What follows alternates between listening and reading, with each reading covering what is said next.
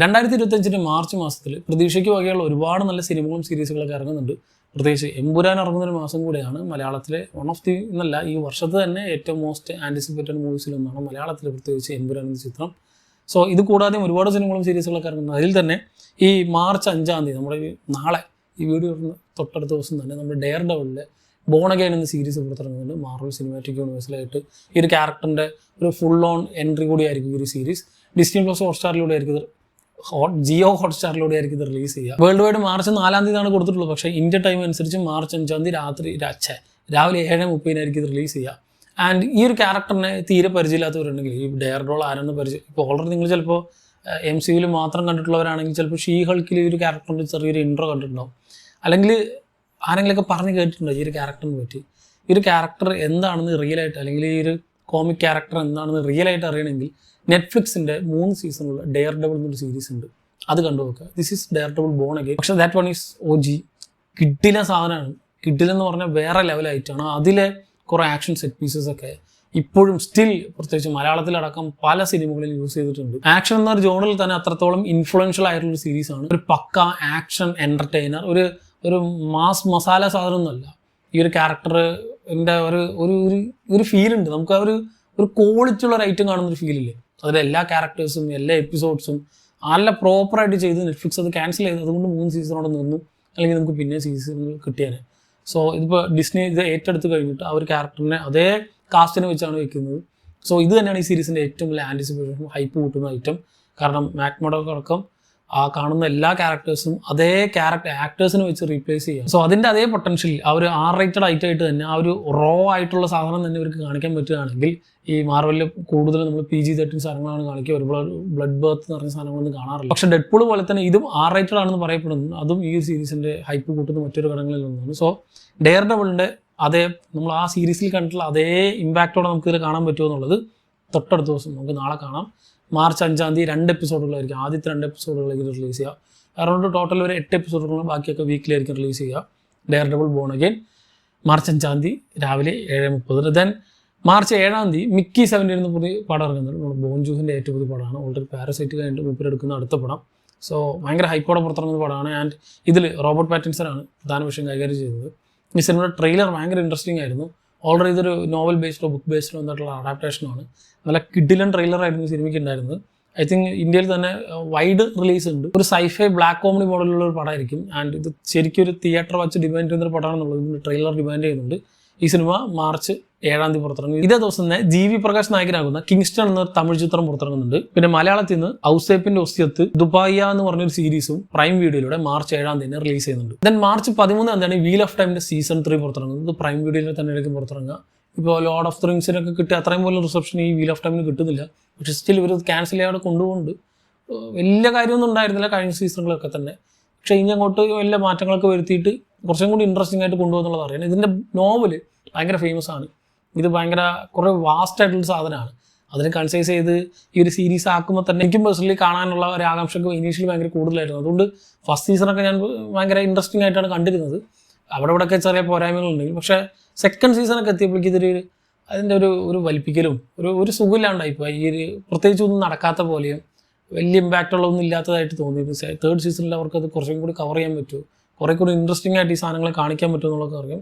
ഒരു ബ്രഹ്മാണ്ട ഐറ്റം ആയിട്ടൊന്നും ഫീൽ ചെയ്യുന്നില്ല. ഇപ്പോൾ compared to lord of the റിങ്സും അല്ലെങ്കിൽ ഹൗസ് ഓഫ് ഡ്രാഗൺ പോലെയുള്ള മറ്റ് ഫാൻറ്റസി സീരീസുകൾ ഇപ്പോൾ കറൻ്റ്ലി ഇത്ര പോപ്പുലറായിട്ട് ഇത്ര ബഡ്ജറ്റോടെ ഇറങ്ങുന്ന മറ്റ് ഫാൻറ്റസി സീരീസുകൾ വെച്ച് നോക്കുമ്പോൾ വീൽ ഓഫ് ടൈം ഒരുപാട് താഴെയാണ്. അതിൽ നിന്ന് ഇവർക്ക് കയറാൻ പറ്റുമെന്നുള്ളത് നമുക്ക് സീസൺ 3 കാണാം. ഇതിൻ്റെ ആദ്യ 2 എപ്പിസോഡുകളായിരിക്കും 13-ാം തീയതി പുറത്തിറങ്ങാം.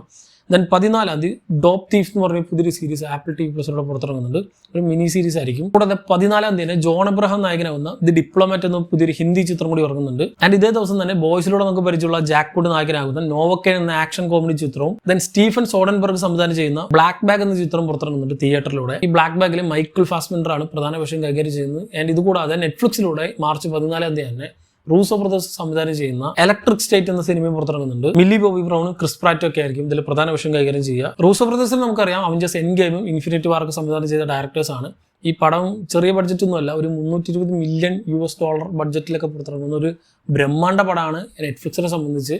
മാർച്ച് 14 സിനിമ ഇറങ്ങുന്നത്. ഇതൊരു സൈഫൈ മൂവിയാണ്, സൈഫൈ കോമഡി എന്ന് വേണമെങ്കിൽ പറയും. ദെൻ 20 ഗാങ്സ് ഓഫ് ലണ്ടന്റെ സീസൺ 3 പുറത്തിറങ്ങുന്നുണ്ട്. ജിയോ ഹോട്ട്സ്റ്റാറിലൂടെ ആയിരിക്കും ഇതിന്റെ എപ്പിസോഡ് റിലീസ് ചെയ്യുക. ഇതിന്റെ ഫസ്റ്റ് സീസൺ വേറെ ലെവലാണ്. വേറെ ലെവൽ എന്ന് പറഞ്ഞാൽ വേറെ ലെവലാണ്. കാരണം ആക്ഷൻ സീരീസുകൾ വളരെ കുറച്ച് നമുക്ക് കിട്ടാറുള്ളൂ.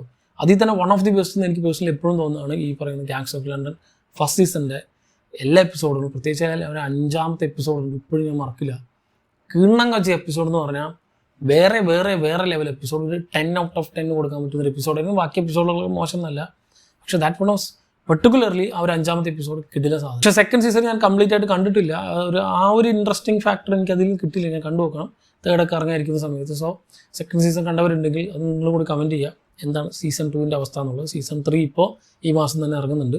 ദെൻ 21 ദ ആൾട്ടോ നൈറ്റ്സ് എന്ന് പറഞ്ഞ റോബർട്ട് ഡി നിറോ നായകനാകുന്ന പുതിയൊരു ക്രൈം ഡ്രാമ സിനിമ തിയേറ്ററിലൂടെ റിലീസ് ചെയ്യുന്നുണ്ട്. ഇത് കൂടാതെ മാർച്ച് 21 തന്നെയാണ് സ്നോ വൈറ്റ് പുറത്തിറങ്ങുന്നത്. ഡിസ്നിയുടെ അടുത്ത റീമേക്ക്. ഒരുപാട് റീമേക്കുകൾ ഇപ്പോൾ തന്നെ ഡിസ്നി ഇറക്കി. സ്നോ വൈറ്റിനെ പറ്റി അറിയാത്തവർ തീരെ കുറവായിരിക്കും. ഒരു മ്യൂസിക്കൽ ഫാന്റസി മൂവി ആയിട്ടാണ് ഈ സിനിമ പ്രസന്റ് ചെയ്യുന്നത്. ദെൻ മാർച്ച് 27 എമ്പുരാൻ റിലീസ് ചെയ്യുന്നത്. ലൂസിഫറിന്റെ പാർട്ട് 2 3 പാർട്ട് മൂവിയാണ്. Second part.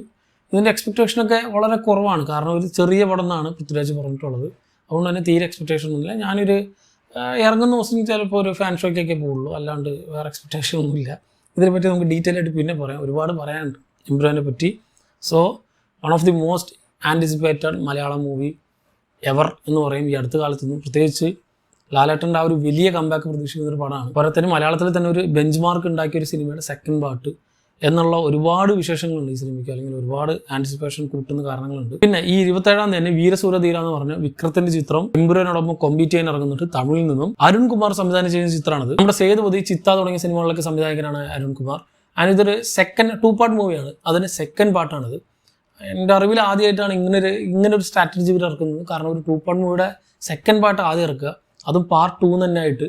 ദെൻ ഇത് കഴിഞ്ഞിട്ടായിരിക്കും ഇനി അടുത്ത പാർട്ട് ഇറങ്ങുന്നത്. സോ ആ ഒരു കാര്യം തന്നെ ഒരു ആൻറ്റിസിപ്പേഷൻ കൂട്ടുന്ന ഒരു എലമെൻ്റ് ആണ്. അതുകൊണ്ട് ഇതിൻ്റെ ട്രെയിലർ ഇറങ്ങി തന്നെ ഇത് കാണണം എന്നുള്ളൊരു മൈൻഡ് സെറ്റ് ഉണ്ടായിരുന്നു. ദെൻ 27 തന്നെ നിക്കോൾ കിഡ്മാൻ പ്രധാന വേഷത്തിലെത്തുന്ന ഹോളണ്ട് എന്ന് പറഞ്ഞ സിനിമ ആമസോൺ പ്രൈം വീഡിയോയിലൂടെ റിലീസ് ചെയ്യുന്നുണ്ട്. ദെൻ തൊട്ടടുത്ത ദിവസം മാർച്ച് 28 AR മുരുകദോസിന്റെ സംവിധാനത്തിൽ സൽമാൻ ഖാൻ പ്രധാന വേഷത്തിലെത്തുന്ന സിക്കന്ദർ എന്ന് പറഞ്ഞ ഹിന്ദി ചിത്രം പുറത്തിറങ്ങുന്നത്. ഇത് റിലീസായിട്ടാണ് ഈ ഒരു പടം ഇറങ്ങുന്നത്. സോ ഇപ്പോഴത്തെ ഒരു ട്രെൻഡാണ് ബോളിവുഡിലുള്ള വലിയ വലിയ ആക്ടേഴ്സ് ഒക്കെ തന്നെ സൗത്ത് ഇന്ത്യയിൽ നിന്നുള്ള ഡയറക്ടേഴ്സിനെ പിടിച്ചുകൊണ്ട് അവിടെ കൊണ്ടിട്ടിട്ട് അവരെ കൊണ്ട് പടം എടുപ്പിക്കുന്നത്. വളരെ നമ്മൾ അറ്റ്ലി ചെയ്യുന്നത് കണ്ടു. ഈ സന്ദീപ് റെഡ്ഡി വാങ്കയുടെ പടം കണ്ടു. ഞാനിപ്പോൾ മുരുകദോസിൻ്റെ പടം. അങ്ങനത്തെ ഈ ട്രെൻഡ് ഇങ്ങനെ പോകുന്നുണ്ട്. അവർക്ക് വേണ്ടതൊരു പക്ക മാസ് മസാല പടമാണ്. അത് കൊടുക്കാൻ നമ്മുടെ ഡയറക്ടേഴ്സിന് കഴിയുന്നുണ്ട്. കോടികളുടെ ബിസിനസ് അവിടെ നടക്കുന്നുമുണ്ട്. സോ ഈ സിനിമയും അങ്ങനെ ഒരു മാസ് ഫീൽഡ്, ഒരു പക്ക മാസ് മസാല പടമായിരിക്കും എന്നുള്ള രീതിയിലാണ് ഇതിൻ്റെ ട്രെയിലറും. രസമുണ്ടാവും എന്ന് വിചാരിക്കുന്നു.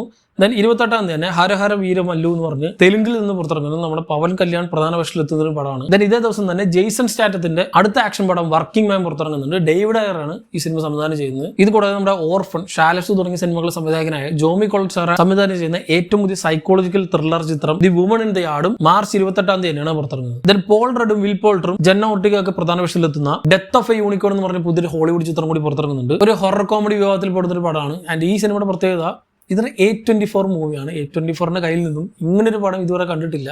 സോ എന്താണ് ഇതിൽ, എന്ത് വ്യത്യാസമാണ് ഇതിലുള്ളത് നമുക്ക് കണ്ടതിന് അറിയാം. ഒരു വെറൈറ്റി അപ്രോച്ചാണ് അവർ പിടിച്ചിട്ടുള്ളത്. മറ്റേയൊക്കെ അവരുടെ ആ ഒരു A24ൻ്റെ ഒരു ടോൺ ഉണ്ട്, അത് നമുക്ക് കാണുമ്പോൾ തന്നെ അറിയാം.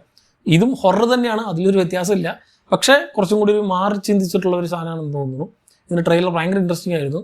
സോ പടം തിയേറ്ററിലാണ് റിലീസ് ചെയ്യുന്നത് മാർച്ച് 28. സോ ഇത്രയും സിനിമകൾ സീരീസുകളാണ് മാർച്ചിൽ ഏറെ ആകാംക്ഷയോടെ കാത്തിരിക്കുന്ന, അല്ലെങ്കിൽ മോസ്റ്റ് ആൻറ്റിസിപ്പേറ്റഡ് റിലീസുകൾ എന്ന് പറയാം.